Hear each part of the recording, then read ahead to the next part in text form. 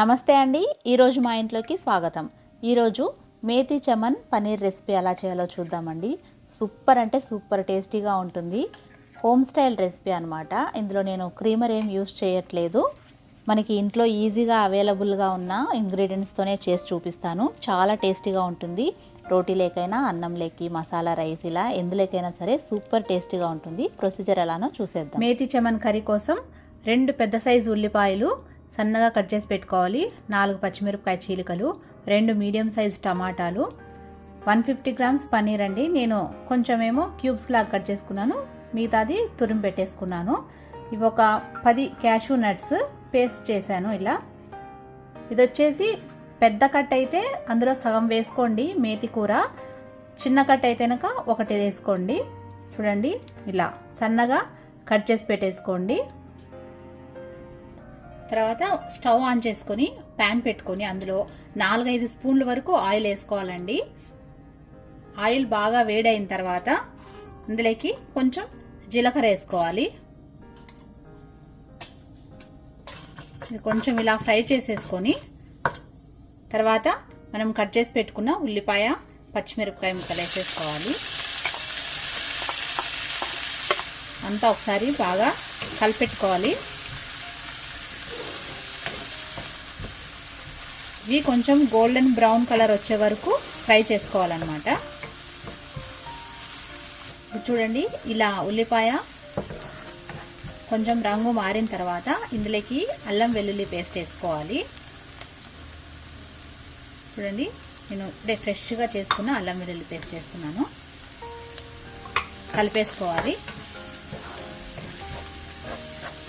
అల్లం వెల్లుల్లి పేస్ట్ వాసన అంతా పోయే వరకు, మంచి గుమగుమ స్మెల్ వచ్చే వరకు ఫ్రై చేసుకోవాలి. ఇప్పుడు చూడండి అల్లం వెల్లుల్లి పేస్ట్ బాగా ఫ్రై అయిపోయింది. తర్వాత మనకి ఉల్లిపాయలు కూడా మంచి గోల్డెన్ బ్రౌన్ కలర్లోకి మారిపోయాయి కదా. ఇప్పుడు ఇందులోకి మనం కట్ చేసి పెట్టుకున్న టమాటా ముక్కలు వేసుకోవాలి.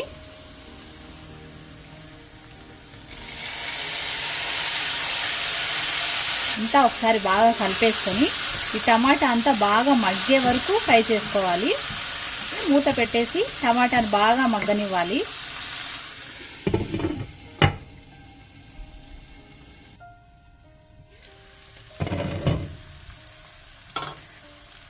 చూడండి టమాటా బాగా మగ్గిపోయి మనకి ఆయిల్ కూడా పైన తేలింది కదా. సో ఇప్పుడు ఇందులోకి మనం ఉప్పు, కారం, పసుపు, మసాలాలు వేసుకుందాం. ఉప్పు, కారం పొడి, పసుపు, ధనియాల పొడి, గరం మసాలా, కొంచెం రంగు కోసం కాశ్మీరీ రెడ్ చిల్లీ పౌడర్ వేస్తున్నానండి. అంతా ఒకసారి బాగా కలుపుకోవాలి. కారం పచ్చివాసన పోయే వరకు కలుపుకోవాలి. అంతా బాగా ఫ్రై అయిన తర్వాత ఇందులోకి మనం కట్ చేసి పెట్టుకున్న మేతి కూర వేసుకోవాలి. ఈ మేతి ఆకు కూడా బాగా ఫ్రై అవ్వాలి. ఆయిల్ పైన తేలే వరకు ఫ్రై చేసుకోవాలి, లేదంటే చేదు వాసన వచ్చేస్తుంది అన్నమాట కర్రీ. సో బాగా ఫ్రై అయ్యి ఆయిల్ పైన తేలే వరకు ఈ మేతి కూరను కూడా ఫ్రై చేసుకోవాలి.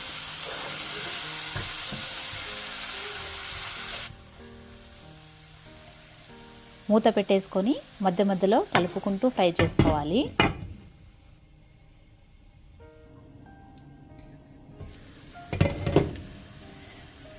చూడండి ఆకు బాగా మగ్గిపోయి మనకి ఆయిల్ కూడా పైకి తేలిపోయింది కదా. ఇప్పుడు ఇందులోకి క్యాషూ నట్ పేస్ట్ వేస్తున్నాను.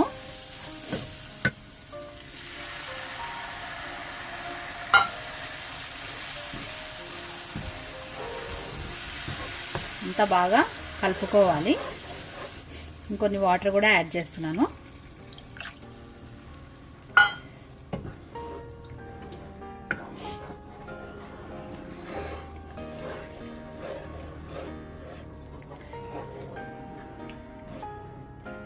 ఇలా అంతా బాగా కలిపేసుకున్న తర్వాత ఇందులోకి కట్ చేసి పెట్టుకున్న పన్నీర్ ముక్కలు, తర్వాత పన్నీర్ తురుమును వేసేసుకోవాలి.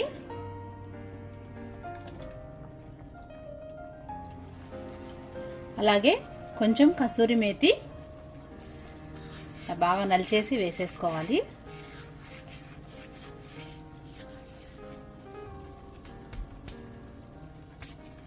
ఇంకోసారి అంతా బాగా కలుపుకోవాలి.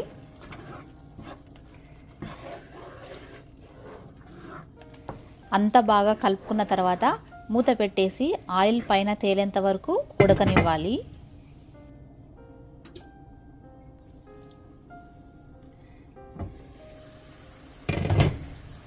ఇప్పుడు చూడండి ఆయిల్ అంతా పైన తేలిపోయింది కదా. స్టవ్ ఆఫ్ చేసేసుకొని వేడి వేడి అన్నం లెక్కని చపాతీ లెక్కని సర్వ్ చేసుకోండి. అంతే అండి, చాలా ఈజీ కదా. ఖచ్చితంగా మీరు కూడా ట్రై చేయండి. మీకు ఈ రెసిపీ నచ్చినట్లయితే ప్లీజ్ లైక్ చేసి ఈరోజు మా ఇంట్లో ఛానల్ని సబ్స్క్రైబ్ చేసుకోండి. Thank you for watching.